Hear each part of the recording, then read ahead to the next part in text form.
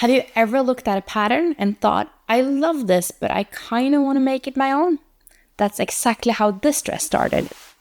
So my name is Mari, and I'm a knitter and maker based in beautiful Bergen, where I spend my time sewing, knitting, and creating garments that brings me joy and actually fit into my life.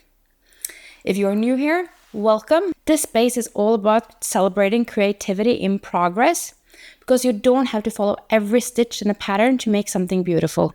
In fact, if there's one thing I believe wholeheartedly, it's this: patterns are suggestions, not rules. Today, I'm going to tell you the story behind my impro dress, a true passion project made entirely from stash yarn without a full pattern and guided mostly by instinct, creativity, and a little bit of math. I'll walk you through how I approached the construction, the adjustments I made along the way, and some of the small and big decisions that shaped the final results. It's a mix of problem solving, yard using joy, and some really satisfying improvisation. By the end of this video, I hope you'll walk away with a few things: a better sense of how to modify a pattern to fit your body, a way to calculate increases that actually feels doable, and most importantly, the confidence to trust your gut and improvise, even if you've never done it before. So let's get into it. So let's talk about where this dress actually started. I started out with a vest pattern as my base, because that gave me enough structure to get started, but not so much that I felt locked in. The vest pattern helped me shape the upper construction. It gave me a neckline, a way to build the shoulders, and kind of a lunch pad to work from. From there, I started making changes right away. I changed the gauge, I changed the texture, the yarn I used wasn't what the pattern called for, and pretty quickly it stopped being that vest and started being my dress. And that is exactly my kind of knitting, a mix of math, intuition, and creative freedom. I wanted something that would fit me, just not my size, but in spirit too. Let myself wander a little bit. One of the things I'm particularly happy about is the texture I chose. It's a little pattern I came up with myself. It starts with 3 knit rows, and then a purl row, and then a row of knit 2 together and 1 yarn over, followed by another purl row, and then 3 more knit rows and a final purl. That makes 10 rows in total, and only 2 of them are purl rows when I'm knitting flat. And that's very intentional because, to be honest, I hate knitting flat with lots of purling. This way I get a lovely texture with minimal purl pain. And that's a win in my book. At this stage, it's still a vest, but my plan is to pick up stitches along the bottom edge, calculate how many I need to increase for my hips, then knit downwards until I run out of yarn. That's literally the plan. Just keep knitting until the yarn tells me I'm done. I'm also working entirely from stash yarn, which makes it feel even more special. I pulled together a combination of yarns, different fibers, textures, but all in a rich wine color palette. And I have to say, the mix is really working out. So now the project is full of potential. It hasn't become what it's going to be yet, but it's definitely becoming something. Okay, so let's talk a little bit about knitting math. But don't run away just yet. I promise it won't be that scary. Since I want this dress to be both long and flowy, I knitted it on 6mm needles.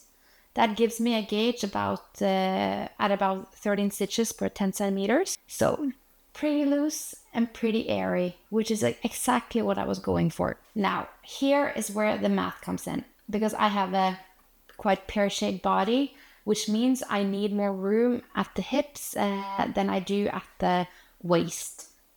In this case, I wanted to increase the width by about 40 centimeters once I moved past the bodice and into the skirt section. Using this gauge, 13 stitches per 10 centimeters, I calculated that I needed to add about 52 stitches to get the width I wanted. This is a simple formula. It's the desired centimeters times gauge divided by 10. And then you get the number of stitches to increase. In this case, 40 times 13 divided by 10, which is 52. Then I figured out how to distribute them. I decided on 6 increase points where I'm increasing in both directions, and I'm spacing the increases over 4 rounds, spread across 20 centimeters. I want the shaping to be soft and gradual, not very sudden. And after finished all those increases, and now I have finished all of those increases, so take a look at the fit so far. And now I've finished those increases, and here are a few tips if you are planning to do something similar. First, do swatch. And measure your swatch honestly. Don't stretch it or squish it to wish for a different number. Your math will only be as good as your swatch. Second, don't panic if it isn't perfect. Adjust as you go. This is the beauty about improvising. You get to course correct along the way.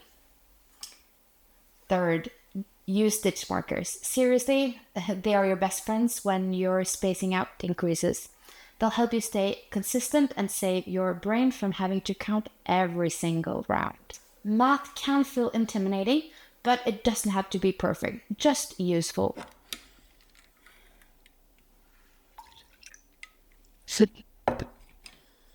After talking through how I calculated for the hip increases for this dress, I thought, you know what? I bet a lot of people will find knitting math and improvisation kind of intimidating. So I wanted to make it feel more approachable. So here are 4 of my go-to knitting math formulas, or as I like to think of it, them little creative hacks that helped me try customize things with confidence. I hope they'll make it a bit easier for you to try something new or experiments with a pattern too. So the first formula is for you want to convert centimeters or inches to stitches. The formula is centimeters times gauge divided by 10, and then you get the number of stitches. This one is great when you're customizing a garment to your own measurements. Let's say you know you want the body of a sweater to be 100 centimeters wide, and the gauge is 18 stitches per 10 centimeters. Just plug it in. 100 times 18 divided by 10, that's 180 stitches to cast on. This formula is very useful when you're changing the pattern's width, adding increases or decreases, or just designing from scratch. Okay, so now let's go the other way around. We want to convert stitches to centimeters or inches. The formula is pretty similar. You take the stitches and you divide it by gauge times 10, and then you get the number of centimeters or inches. So let's say you picked up 112 stitches around the neckline, and now you want to know how wide that actually is. Then you just do the math.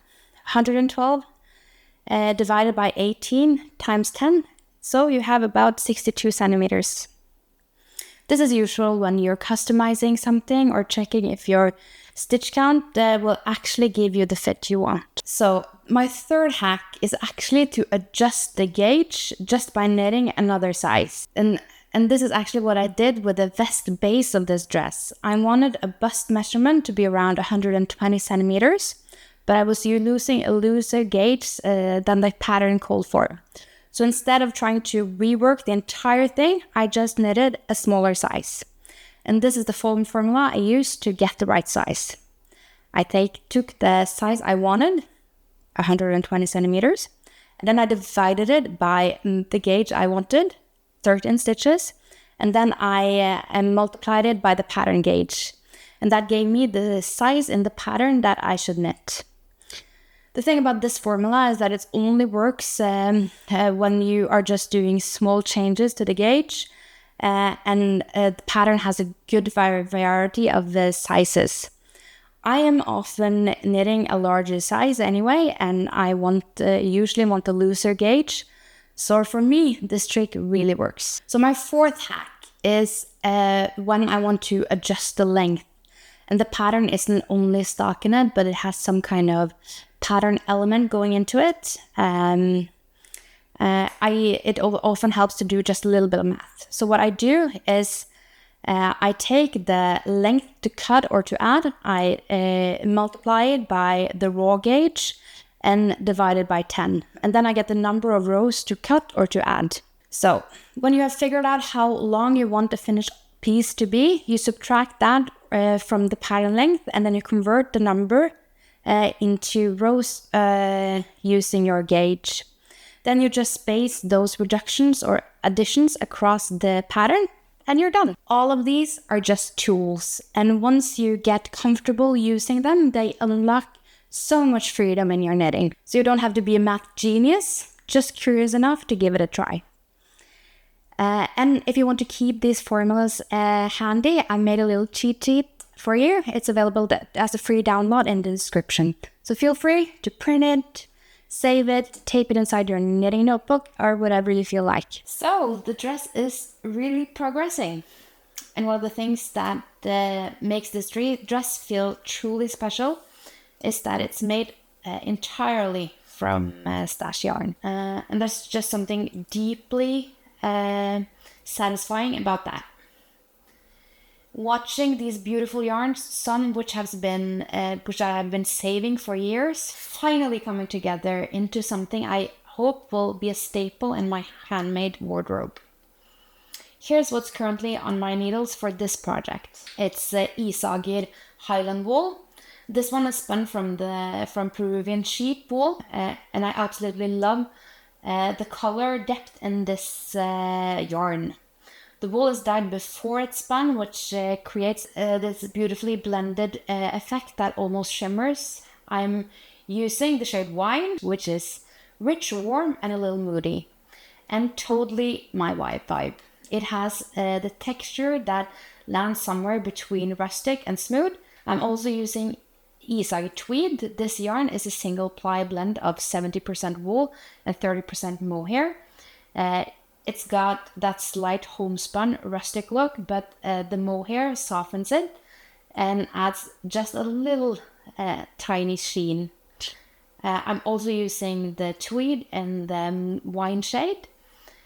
So these tones are blending seamlessly while still creating a little tonal variation in the fabric. Lastly, I'm using Garnsud mohair, and this honestly is the heart of the project. Garnsud was a Norwegian indie dyeing collective that worked with immigrant and minority women, combining fiber arts with social empowerment. Their yarns are full of life and story, and I feel incredibly lucky to still have some. This mohair is soft, flowy, and just unpredictable enough to be interesting. I love how these colors and these textures are mixing together. And beyond the fabric, there's just something emotional about it.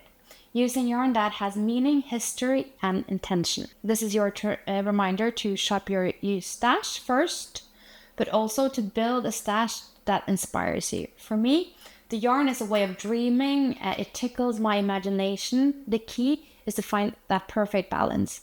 Enough yarn to feel inspired, but not so much that it restricts your creativity when you fall in love with something new and want to cast on right away. So, right now, this dress is kind of looking like a dress. I've picked out stitched up stitches for the skirt and I'm knitting my way downwards. And pretty soon I will be splitting for the side slits. And I'm excited to see how it all comes together. But to be honest, this is the part of the process where doubt starts to creep in.